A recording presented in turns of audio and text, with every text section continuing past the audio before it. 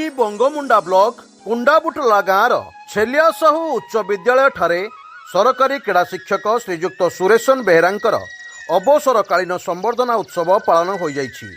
ଦୀର୍ଘ ବର୍ଷ ଧରି ସେ ବିଦ୍ୟାଳୟରେ କ୍ରୀଡ଼ା ଶିକ୍ଷାଦାନ କରିଆସୁଥିଲେ। ସହସ୍ର ଛାତ୍ରଛାତ୍ରୀମାନଙ୍କୁ ଯୋଗ୍ୟ ଓ ସାମର୍ଥ୍ୟ କରିଆସିଥିଲେ। ଏଥିରେ ମୁଖ୍ୟ ଅତିଥି ଭାବରେ କୁଣ୍ଡାବୁଟଲା ସରପଞ୍ଚ ପୂର୍ଣ୍ଣିମା ବେହେରା, ପୂର୍ବତନ ସମିତି ସଭ୍ୟ ହଂସରାଜ ସାହୁ, ସମ୍ମାନିତ ଅତିଥି ଭାବରେ ବଙ୍ଗମୁଣ୍ଡା ବ୍ଲକ ପ୍ରାଥମିକ ସଂଘର ସଭାପତି କୋଶରାଜ ବେହେରା, ସମାଜସେବୀ ନେପାଳ ବେହେରା, ଯୁବ ସାମ୍ବାଦିକ ନରେଶ କୁମାର ବେହେରା, ପ୍ରଧାନ ଶିକ୍ଷକ ସୁଧୀର ସାହୁ, ପ୍ରତାପ ସାହୁ, ନିର୍ମଳା ସିଂ ଓ ଗ୍ରାମବାସୀ ଉପସ୍ଥିତ ଥିଲେ। ଅନେକ ସାଂସ୍କୃତିକ କାର୍ଯ୍ୟକ୍ରମ ମଧ୍ୟ ପରିବେଷିତ ହୋଇଥିଲା।